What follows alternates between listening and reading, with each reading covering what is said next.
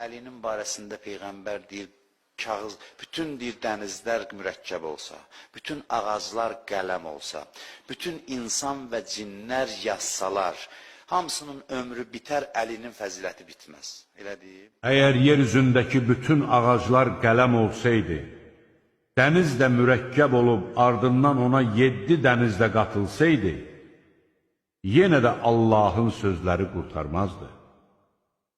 Həqiqətən Allah qüdrətlidir, müdrikdir.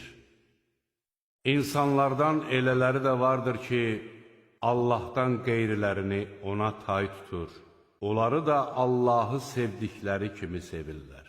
İman gətirənlərin isə Allaha olan sevgisi daha güclüdür. Kaş zülm edənlər, əzabı gördükləri zaman bütün qüdrət və qüvvətin Allaha məxsus olduğunu və Allahın şiddətli əzab verdiyini görəydilər.